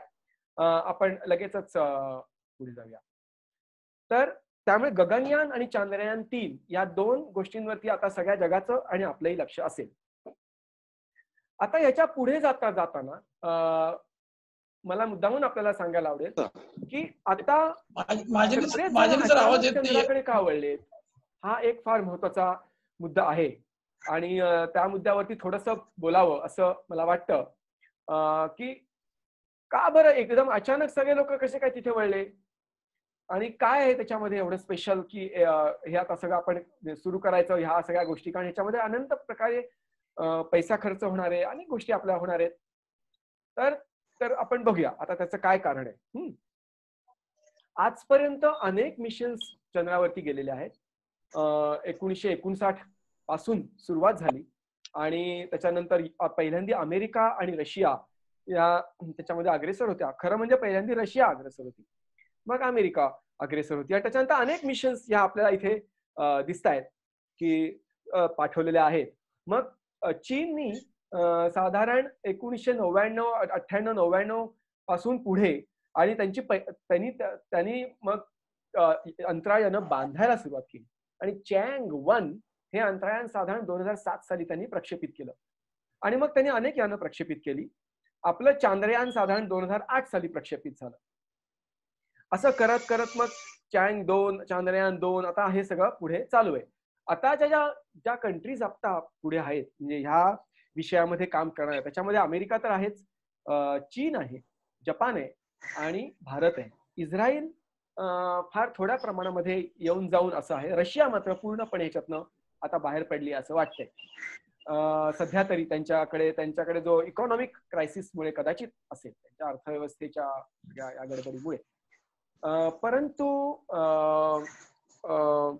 Brazil हा देश ह्या स्पर्धेमध्ये येण्याचा प्रयत्न करतोय आता. ओके, मला असं वाटतं की कोणीतरी आपल्यापैकी स्क्रीनवरती रेघोट्या मारते. जरा प्लीज आपला स्क्रीन तेवढं करू नका, बंद करू. हे बघा, ह्या कुणाच्या तरी रेघोट्या मारते, तर प्लीज स्क्रीनला काहीच तुम्ही स्क्रीनवरती कुठल्याही प्रकारच्या रेषा उडू नका. ओके, सो हा चंद्र आपल्याला दिसतोय आणि आतापर्यंत इथे 12, 14, 16, 11, 17, 15 ही सगळी अंतराळयानं अमेरिकेची उतरलेली आहेत आणि 6 अंतराळयानं उतरली आणि त्याच्यामधनं 6 गुणिले 2 म्हणजे 12 लोक चंद्रावरती आतापर्यंत उतरले. त्याच्यामध्ये नील आर्मस्ट्रॉंग हा पहिल्यांदा उतरला ऑफकोर्स, मग बज ऑल्ड्रिन आणि मग त्यांनी हे मेजरमेंट सगळे सुरू केले की काय काय प्रकारे आपल्याला काम करता येईल किंवा चंद्रावरची जमीन किती भुसभुशीत आहे, त्याच्यावरती आपल्याला घर बांधता येईल का, त्याच्यावरती आपल्याला कारखाने उभारता येतील का, हे सगळं काम सुरू झालं. आणि हे सेस्मिक मेजरमेंट्स मला वाटतं तांत्रिक अडचणी लक्षात घेतात संक्षेपात आपण काहीतरी सांगावं उरलेलं जे आहे ते. हा सॉरी, परत सांगा सर. चंद्रायन आपल्याकडे किती वेळ आहे सर?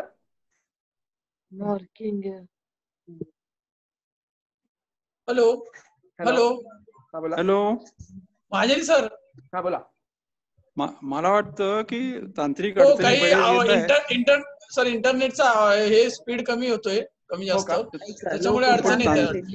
पण ते तांत्रिक अडचणी असल्यामुळे जे सांगायचं आहे ते त्यांनी संक्षेपात सांगावं, नाही तर शेवटी ते राहून जाईल. ओके ओके ओके आलं लक्षात आलं माझ्या. थोडस आवाजामध्ये पण गडबड होतीये ना मला वाटतं, थोडं व्हिडिओ सेशन्स मध्ये कुठेतरी. हॅलो. ओके, आय अंडरस्टँड, मला कळलं महाजनी सर. हो हो आलं. हॅलो. ओके, सो आपण इन ब्रीफ बघूया, कारण काही तांत्रिक अडचणींमुळे हे होत आहे. महत्वाची गोष्ट जी सांगायची ती अशी आहे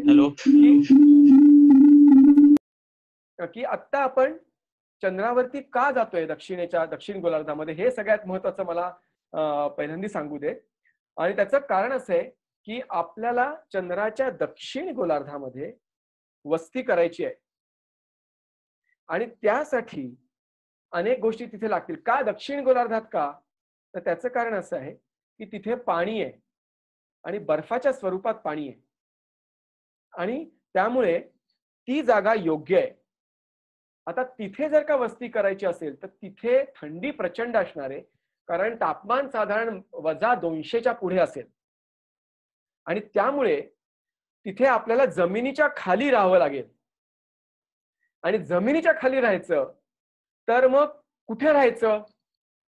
तर आता चंद्राचा जो पृष्ठभाग आहे त्याच्यावरती अनेक प्रकारचे मृत ज्वालामुखी आहेत आणि ज्वालामुखी जिथे जिथे असतात त्या ज्वालामुखींच्या आतमध्ये, म्हणजे जे मृत ज्वालामुखी असतात, जे डॉर्मंट असतात, मृत असतात, त्यांच्या आतमध्ये जमिनीच्या खाली अशा प्रकारचे बोगदे निसर्गतः झालेले असतात आणि असे बोगदे शोधायचे आणि त्या बोगद्यांमध्ये आपण आपल्या संपूर्ण मानवी वस्तीसाठी शहरं निर्माण करायची. हा एक महत्वाचा विचार आहे. नासाचाही आता तोच विचार आहे आणि आर्टेमिस नावाचं अंतराळयान जे आहे किंवा आर्टेमिस मिशन त्यांची त्याच्यासाठी पूर्णपणे, त्या अनेक मिशन्स आहेत जशा अपोलो आहेत तशा, त्या त्याच्यासाठी काम करतायत. 2024 साली त्यांना पहिली स्त्री ऍस्ट्रॉनॉट ही चंद्राच्या दक्षिण गोलार्धामध्ये उतरवायची आहे. हा त्यांचा प्लॅन आहे. आपल्याकडे तेवढा प्लॅन क्लिअर नाहीये, पण आपल्याकडे त्या आवाज क्लिअर येत नाहीये. अच्छा, ओके, एक मिनिट, हा एकच मिनिट. आवाज क्लिअर येत नाही. मी दुसरं इंटरनेट चालू करतो. 2 इंटरनेट्स आहेत. एक minute, just give me a second.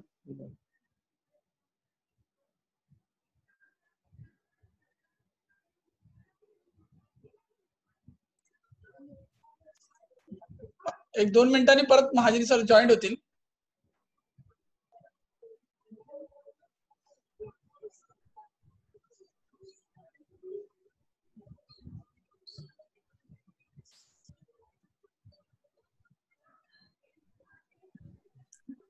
Kandare, आवाज येतोय? हा येतोय सर. हॅलो. हा सर येतोय सर. हा, तुम्ही को होस्ट झालात ना की हे सगळं तुम्हाला ऑपरेटिंग तुम्हाला करता येईल. तुम्ही को हो, होस्ट पण ते त्यांनी त्यांच्याकडनं केलंय ना ते सगळं, त्यामुळे को होस्टला त्यांनी. हो येतोय आवाज. हा, ओके. हा इंटरनेट थोडंसं स्क्रीन शेअर करायला लागलं की प्रॉब्लेम होतोय. हो, कारण त्यांनी सांगितलं होतं मला की स्क्रीन शिवाय होणार नाही सर. नाही, म्हणून त्यांनी फक्त बोलावं सर. काळे सरांनी जशी विनंती केली. छान समजतंय, बोलतायत चांगलं खूप. हॅलो. हो, मला लक्षात आलं. महाजनी सर. हो, मी ऐकतोय. हा, तर दत्ता बाळसराफ हे यशवंत चव्हाण प्रसिद्धांचे कार्यक्रम प्रमुख आहेत. दत्ता बाळसराफ. तर ते तुमचं संपल्यानंतर निरोप समारोप पण ते दत्ता बाळसराफ करणार आहेत. हो. दत्ता भाऊ बाळसराफ ते यशवंत चव्हाण प्रसिद्धीचे कार्यक्रमाचे प्रमुख आहेत. हो हो हो, काही हरकत नाही. Thank you very much. ओके. आणि I am sorry for this internet, पण हे कुठल्या तरी एक्सचेंज मधनं जो जातोय सिग्नल तेव्हा होतंय, मधनच थोडंसं हे होतंय. माझ्याकडचा सिग्नल मी आता बदलला पण तो फुल दाखवतोय मला. Okay, anyway let us continue. So the point, interesting point जो आहे तो हा आहे आणि मी तुम्हाला मुद्दामून हा स्क्रीन दाखवतो की हे शॅकल्टन क्रेटर जे आहे हे दक्षिण गोलार्धातलं क्रेटर आहे चंद्राचं. आणि आता मी एक व्हिडिओ रन करतो मुद्दामून की आपल्या लक्षात येईल की नक्की त्यांना कसं कुठे आपल्याला उतरायचंय. तर आता हे आपल्याला चंद्राच्या कला दिसत आहेत. हा, आणि ह्या बघत राहा आणि नंतर आपल्या असं लक्षात येईल की हे नासाच्या जे स्पेसक्राफ्ट आहे आता लुनार रिकनायसन्स ऑर्बिटर नावाचं, तर ते त्यांनी ही संपूर्ण फोटोग्राफी घेतली. आता आपलंही अंतराळयान साधारण ह्याच परिसरामध्ये उतरणार होतं आणि चंद्रयान 3 जे आहे तेही आपल्याला साधारण शॅकल्टन नावाचं जे क्रेटर आहे त्यात हे शॅकल्टन क्रेटर आपल्याला आता इथे दिसतंय. तर इथेच आपलंही अंतराळयान उतरणार आहे. तर ह्या क्रेटर्स मध्ये आता बघा सावल्या दिसत आहेत तुम्हाला. आता ह्या ज्या सावल्या दिसत आहेत, चंद्राचा दक्षिण भाग आहे हा, म्हणजे चंद्रावरचा अंटार्क्टिका आहे. आणि या चंद्रावरच्या अंटार्क्टिकामध्ये आपल्याला असं दिसतंय की ही जी क्रेटर्स आहेत, जे विव्र आहेत, ही उल्कापातामुळे झालेली विव्र आहेत आणि ह्या विव्रांमध्ये आपल्याला वस्ती करायची आहे. तर या विव्रांमध्ये पाणी दिसतंय आपल्याला. आता हे हिरव्या रंगाचं जे हे पाणी म्हणजे बर्फ आहे, हे बर्फाच्या स्वरूपात पाणी आहे. आणि गंमत तुम्ही बघा की या सावल्या सतत फिरतायत, तुम्हाला दिसत आहेत, कारण हे 1 वर्षाचे फोटोग्राफ्स एक केलेले आहेत. अजय सर अजून आवाज येत नाही क्लिअर. आता येतोय का? स्क्रीन शेअर करू नका सर. ओके, मला भूक लागली. Hello. Okay, hello. Okay, screen share करू नको का?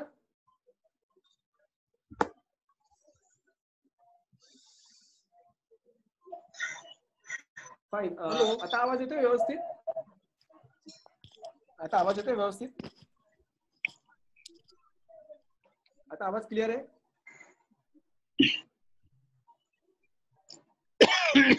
आता आवाज व्यवस्थित येतोय? हॅलो. हॅलो, आवाज येतोय व्यवस्थित? आता येतोय? आता आवाज येतोय? Am I clear? आता आवाज क्लिअर आहे? आवाज क्लिअर आहे? आवाज क्लिअर आहे. हा, थोडं आणखी जवळून बोलत तर बरोबर ते आवाजाचं. ओके ओके, आता येतोय सर. हा, आता येतोय ना? हो हो हो. Okay okay okay. हा, तर हे जे शॅकल्टन क्रेटर जे आहे ना, तर ह्या क्रेटरमध्ये क्रेटरच्या जवळपास आपल्याला उतरायचंय आणि ते आपलं मुख्य म्हणजे महत्वाचं ऑब्जेक्टिव्ह जे आहे ते आहे. आणि हे आपल्याला दिसेल की अशा प्रकारची घरं आपल्याला बांधायची आहेत. आता हे जे व्होल्कॅनिक डक्ट्स, ह्याला लाव्हा ट्यूब असं म्हणतात. म्हणजे तुम्ही जर का इंटरनेटवरती चेक केलं तर तुम्हाला सापडेल की लाव्हा ट्यूब काय असते. तर ही लाव्हा ट्यूब आपल्याला दिसतेय आणि ह्याच्या आतमध्ये राहायचं असा प्लॅन आहे. आता पाणी आपल्याला इतक्या वेगवेगळ्या प्रकारे इथे आपल्याला दिसतंय. पाणी बघा केवढ्या प्रचंड प्रमाणात आहे. नॉर्थ पोल आणि साऊथ पोलला केवढं पाणी आहे बघा. त्यामुळे इथे आपल्याला राहायला काही प्रश्न येणार नाही. आता हे एकच कारण आहे का चंद्रावरती जाण्याचं? तर नाही. तर अशी अनेक कारण आहेत. तर कुठली कुठली आहेत? तर हे बघा, आता 5-6 कारण आहेत. एक म्हणजे आपल्याला चंद्राच्या पृष्ठभागावरचं पाणी हवंय आणि तिथे आपल्याला वस्ती करायची आहे.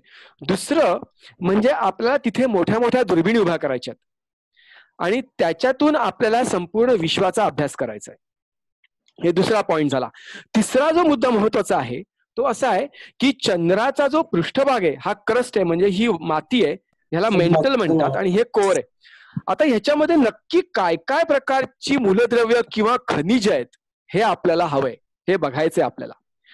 चौथं जे ऑब्जेक्टिव्ह आहे ते असं आहे की सूर्य आणि पृथ्वी यांचं जे आपलं जे रिलेशन आहे, तर ह्या आता पृथ्वीवरती काय होतं की आपल्या पृथ्वीवरती वातावरण आहे आणि वातावरण असल्यामुळे वारं, समुद्र, नद्या यांच्यामुळे पूर्वीचा जो डेटा आहे काही लाखो कोट्यावधी वर्षांचा, तो डेटा नष्ट होतो कारण धूप होते जमिनीची.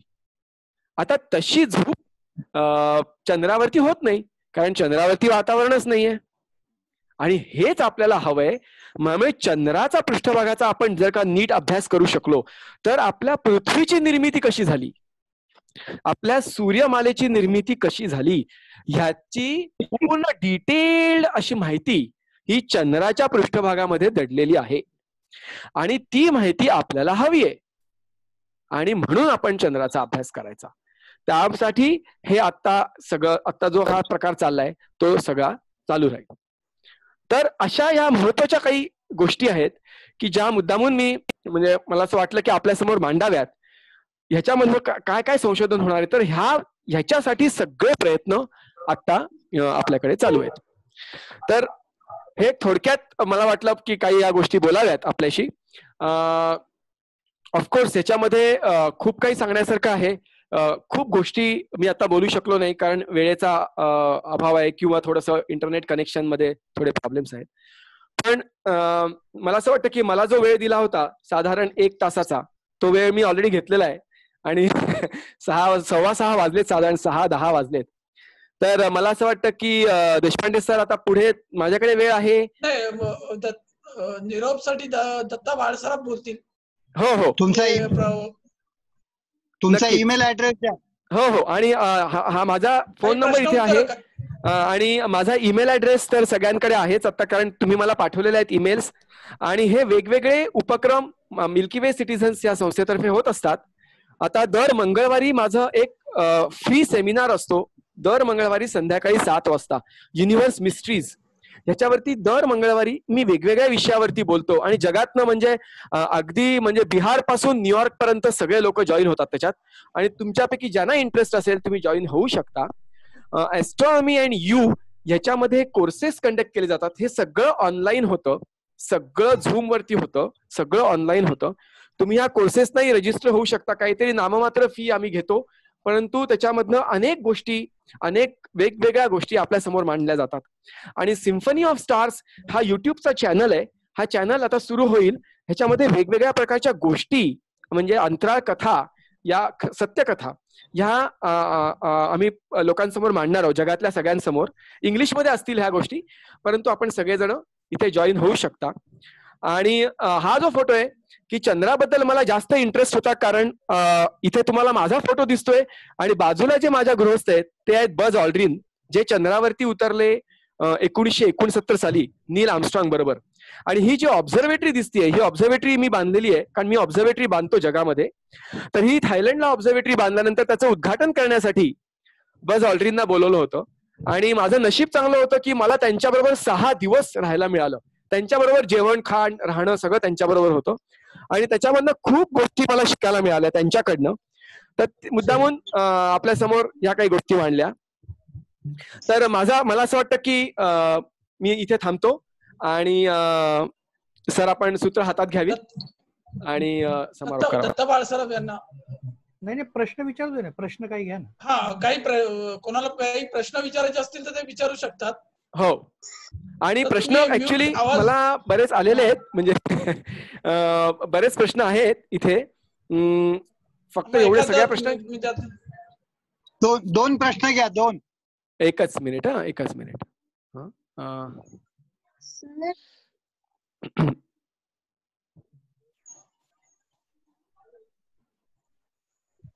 Okay, what is the name of your YouTube channel? हा चॅनल अजून सुरू झाला नाहीये. सिम्फनी ऑफ स्टार्स हाच तो चॅनल असेल आणि म्हणजे ह्याच्यावरतीच प्रोग्राम होतील, त्यामुळे ह्याच्यामधनं तुम्हाला मेल येत राहतीलच.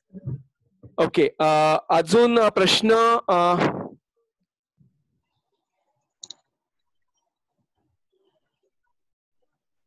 ओके, मला असं वाटतं की इथे फारसे प्रश्न, इथे मला वाटतं लोकांचे जास्ती मेसेज असे होते की आवाज नीट क्लिअर येत नव्हता तेव्हा, थोडंसं इंटरनेटच्या बद्दल. आता कुणाला प्रश्न असतील तर त्यांनी टेक्स्ट करावा, लगेचच विचार. हा, क्रायोजेनिक इंजिन बद्दल काय सांगता येईल? अच्छा, ओके. सी, क्रायोजेनिक इंजिन हा जो एक प्रकार आहे, हा याचं म्हणजे अगदी थोडक्यात त्याचं हे सांगायचं तर जे रॉकेट्स आपल्याला 36,000 किलोमीटर्स 36,000 किलोमीटर्सच्या वर पाठवायचे किंवा तोपर्यंत, त्या अंतरापर्यंत, त्यासाठी आपल्याला क्रायोजेनिक इंजिन्स लागतात. ओके, क्रायोजेनिक इंजिनची ताकद खूप जास्ती असते.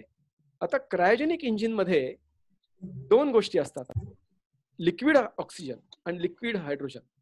आता ह्यांचं ज्वलन होतं आणि त्या ज्वलनामधनं जी एनर्जी किंवा ऊर्जा निर्माण होते, त्या ती ऊर्जा प्रचंड असते. आता तुम्ही बघा, इंजिनाचं जे नॉझल आहे ते बारीक छिद्र असतं नॉझल. त्या नॉझलच्या एका भागात टेम्परेचर असतं -220 मायनस, आणि दुसऱ्या भागात टेम्परेचर असतं जवळजवळ 1000 प्लस 1000.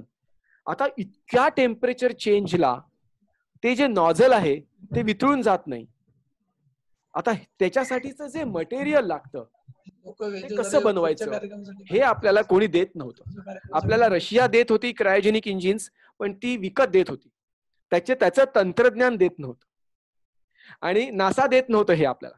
त्यांना भीती काय होती की भारत काय करेल तर इंटरकॉन्टिनेंटल बॅलिस्टिक मिसाईल्स तयार करेल आणि आपण मुंबईहून डायरेक्ट मिसाईल फायर करू शकतो जी शिकागोवर पडू शकते किंवा न्यूयॉर्कवर पडू शकते, ही त्यांना भीती होती. मग आपण काय केलं की आपण स्वतःच ते निर्माण केलं. त्यामुळे स्वतःच ह्या देशात राहूनच तंत्रज्ञान निर्माण करणं हेच त्याचं सगळ्यात महत्वाचं गमक आहे आणि तेच आपल्या तरुण मुलांनी केलं पाहिजे. Okay sir, what is the name of the engines used in the rocket? ओ, त्याच्यात वेगवेगळी इंजिन्स असतात. एक इंजिन जे चंद्रावरती उतरण्यासाठी म्हणजे चंद्रावरती अपोलो 11, अपोलो 12, अपोलो 14, 16, 17, 18 ह्या मिशन्स मध्ये जी वापरली ती जी इंजिन्स होती ती होती टायटन सेंटॉर. आता त्याच्यामध्ये व्हल्कन नावाची इंजिन्स वापरली जातात.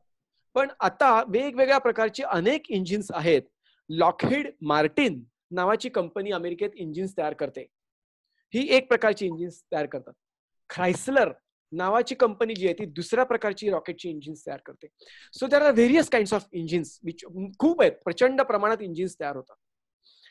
Okay, how can we log in to your webinar? हे मी तुम्हाला ईमेल पाठवीन, तुम्ही मला रिप्लाय करा आणि मग ते करता येईल. Okay sir, which was the first rocket to be launched on the moon? Fantastic. So first rocket जे होतं ती अपोलो मिशन्स मधली रॉकेट्स होती. अपोलो 7 हे जे होतं हे चंद्राभोवती प्रदक्षिणा घालत होतं. अपोलो 8 ह्यांनी पण चंद्राभोवती प्रदक्षिणा घातल्या. अपोलो 8 मध्ये माणसं होती. अपोलो 9, अपोलो 10 ह्या सगळ्या टेस्ट मिशन्स होत्या आणि अपोलो 11 मधनं माणसं चंद्रावरती उतरली, म्हणजे आर्मस्ट्रॉंग आणि ऑल्ड्रिन चंद्रावरती उतरली. Okay, there is a question, sir when was the last supernova seen? हा प्रश्न जो आहे ओंकार, हा मी आत्ता घेत नाही कारण आपला आत्ताचा विषय वेगळा आहे. पण सुपरनोव्हा बद्दल मी नक्की बोलीन. तू सेमिनारला ये, मी नक्की बोलीन त्या याच्यावर. Okay sir, why can't we build rocket which can carry load much as needed? Much as काय लिहिले मला कळलं नाही. What R limits? ओ हे बघ, लोकांचा गोंधळ असतो. अगदी सोपं आहे. प्रत्येक ग्रहाचं गुरुत्वाकर्षण वेगळं वेगळं असतं. त्या गुरुत्वाकर्षणाप्रमाणे रॉकेटची निर्मिती करावी लागते. गुरुत्वाकर्षण जास्त,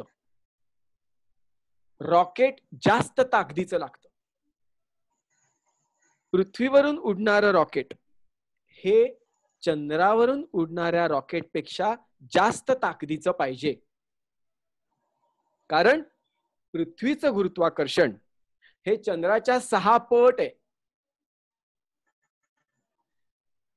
गुरुवरनं उडणारं रॉकेट हे पृथ्वीवरनं उडणाऱ्या रॉकेटपेक्षा कितीतरी पट जास्त ताकदीचं पाहिजे. आणि ब्लॅक होल्स मधनं बाहेर येणारं रॉकेट हे सगळ्यात जास्त ताकदीचं पाहिजे, कारण ब्लॅक होलचं गुरुत्वाकर्षण इतकं जास्ती असतं की प्रकाशाचा किरण सुद्धा त्याच्यातनं बाहेर येऊ शकत नाही. Okay, next question. Sir, why is NASA planning Artemis if it has already achieved so much? नाही, असं नाहीये Revathi. Sky is the me जेव्हा TIFR साठी TIFR मधनं जेव्हा इंटरनॅशनल ऍस्ट्रॉनॉमी ऑलिम्पिक साठी मी लीडर म्हणून काम करत होतो खूप वर्ष भारताचं, त्यावेळेला अशी आम्ही सतत चर्चा करत असायचो Tata Institute of Fundamental Research मध्ये. तर तेव्हा आम्ही गमतीने म्हणायचो की for astronomers like me, sky is the lower limit.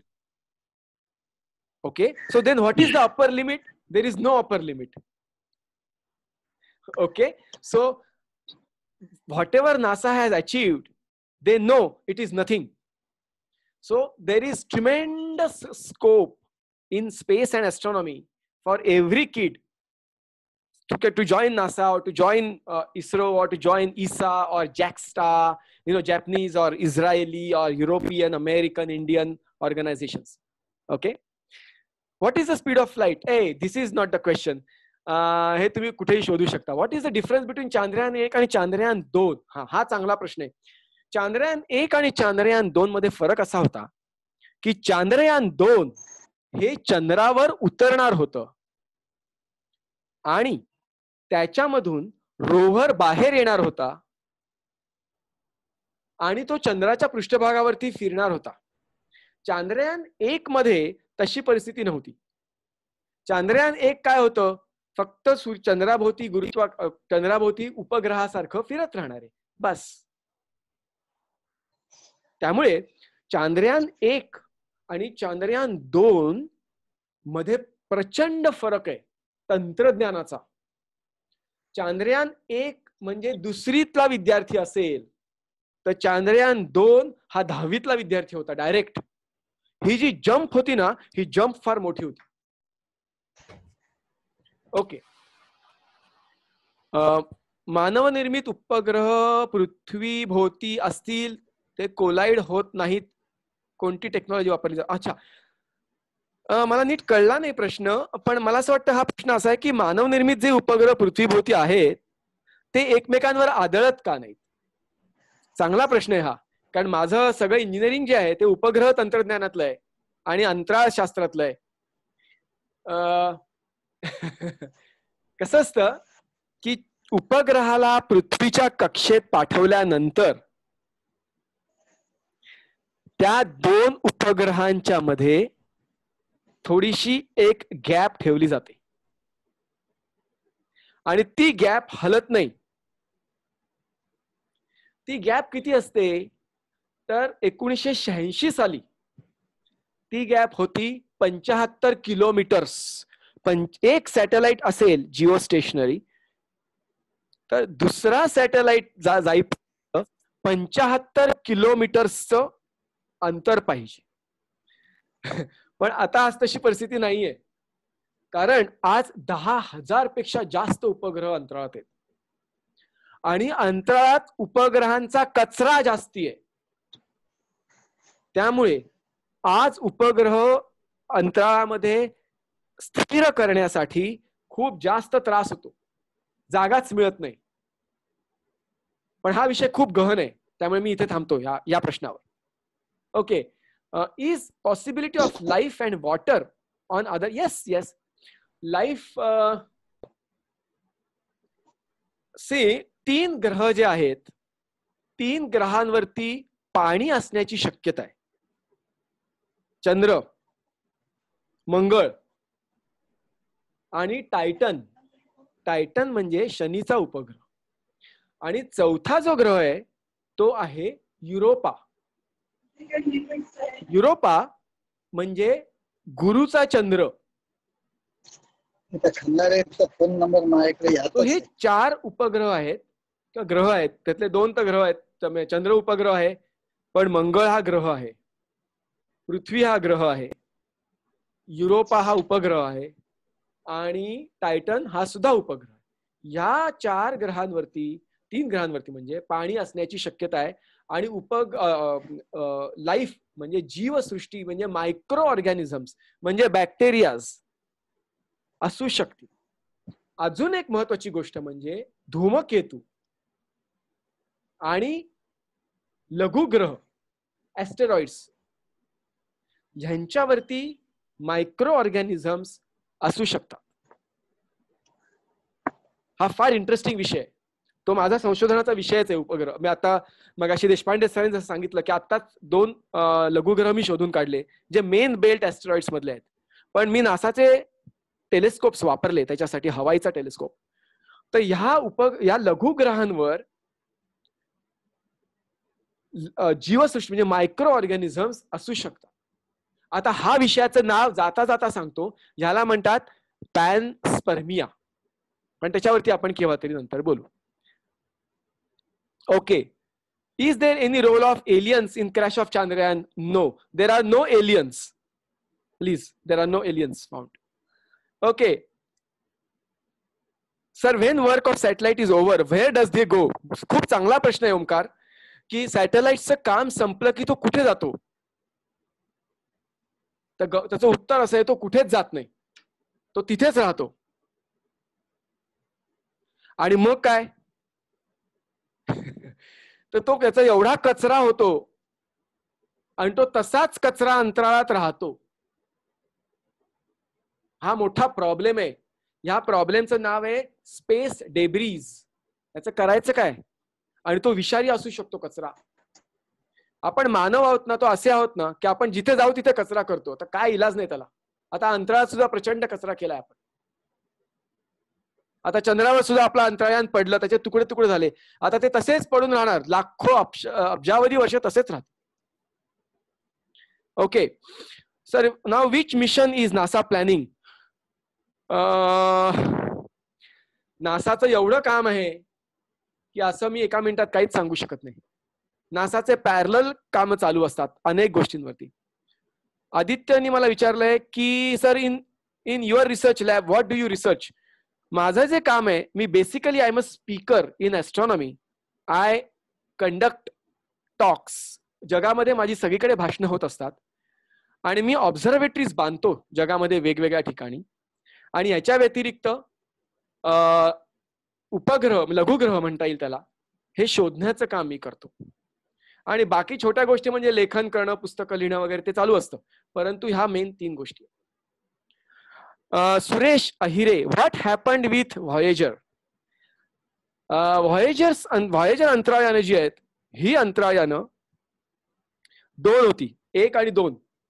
तर ती आता सूर्यमाला सोडून पलीकडे गेलेली आहेत आणि ती आता अंतराळामध्ये जात राहतील, ज्याला इंटरस्टेलर स्पेस असं म्हणतात.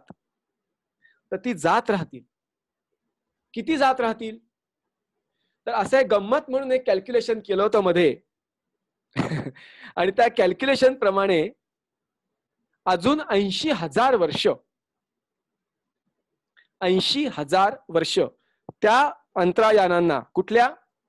व्हॉयेजर 1 आणि व्हॉयेजर 2, या अंतराळयानांना काहीही अडकाठी नाही. त्यांच्यावर कोणी आदळणार नाही. त्याच्यानंतर मात्र ती काही दुसऱ्या ताऱ्यांमध्ये ती शिरू लागतात, ताऱ्यांच्या सिस्टीम्समध्ये म्हणजे स्टेलार सिस्टीम्समध्ये शिरायला लागतील आणि मग आपल्याला त्यांच्याबद्दल काही करता येणार नाही, सांगता येणार. Okay, what is the quantity of hydrogen in a rocket? कसं आहे माहितीये का, हायड्रोजन आणि ऑक्सिजन यांचं प्रमाण ठरलेलं असतं आणि ते वेगवेगळं असतं, कारण रॉकेट कुठे जाणार आहे ह्याच्यावर ते ठरतं. त्यामुळे एक पर्टिक्युलर इंधन नसतं त्याच्यात. ह्याच्या व्यतिरिक्त त्याच्यामध्ये वेगवेगळे केमिकल, अजून काही केमिकल्स असतात, एलिमेंट्स असतात की जी ही संपूर्ण रिॲक्शन ट्रिगर करतात. या व्यतिरिक्त बाजूची जी 2 छोटी रॉकेट्स असतात त्यांना सॉलिड बूस्टर्स असं म्हणतात. आणि हे जे बूस्टर्स असतात हे सॉलिड असतात, म्हणजे त्याच्यामध्ये घन इंधन असतं. आणि हे सगळ्यात पहिल्यांदी रॉकेटला सोडून पृथ्वीवरती पडतात, ज्याला जेटिसनिंग असं म्हणतात. मग लिक्विड हायड्रोजन आणि ऑक्सिजनचा सप्लाय संपतो, पण तोपर्यंत अंतराळयान हे कक्षेमध्ये गेलेलं असतं already. Okay, Neptune has diamonds rain. Why ना, हे बघ धैर्य, असं नाहीये. हे आपल्याकडे मीडिया फार त्याचं काही वेगळं स्वरूप दाखवते, खरं असं नाहीये. डायमंड याचा अर्थ काय माहितीये का? डायमंड याचा अर्थ कोळसा. So diamond is a carbon molecule. So there is lot of carbon on Neptune. There is lot of carbon on Earth. There is lot of carbon in interstellar space. Okay, so तो जो carbon आहे तो hard जेव्हा होतो तेव्हा त्याचा diamond होतो त्याच्या मॉलिक्युल्सचा. सो तसा त्याचा संदर्भ आहे. आपल्याला डायमंड्स हातात मिळतील वगैरे असं काही होणार नाही. Okay, Suresh Hire, do you believe in time travel? At the moment, there is nothing like time travel. we cannot go past or in future. Rather, we cannot go in past. So to direct answer your question, no. Okay. But if we can develop certain technology and if our results prove it, then only I can believe in it. Okay. How एक minute screen खूप प्रश्न खूप जास्ती आहेत आणि ते वर खाली होतात. Sir, how oxygen was provided to Apollo 11? अच्छा, अपोलो 11 मध्ये त्यांचं जे कॅप्स्यूल होतं, म्हणजे ज्याला इगल म्हणतात, इगल, त्याच्यामध्ये ती खोलीच होती आणि तिथे ऑक्सिजनचा सप्लाय केलेला होता. जसा आता आपल्या खोल्यांमध्ये आहे तसा आपण आपापल्या खोल्यांमध्ये बसलेलो आहोत घरातल्या, आणि जसा ऑक्सिजनचा सप्लाय आपल्याकडे आहे तसाच तिथे त्यांनी निर्माण केलेला.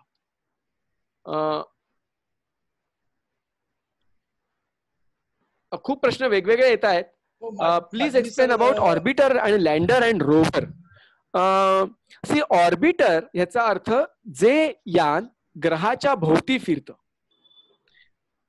लँडर म्हणजे जे यान त्या ग्रहावर उतरतं, आणि रोव्हर म्हणजे जे यान त्या ग्रहावरच्या पृष्ठभागावरती फिरतं, बगीसारखं. जशी आपल्याकडे बगी असते, गोल्फची बगी असते, तसं ते अंतराळयान किंवा रिक्षा म्हणूया, तसं ते अंतराळयान त्या सरफेसवरती, त्या पृष्ठभागावरती फिरतं, त्याला म्हणायचं रोव्हर.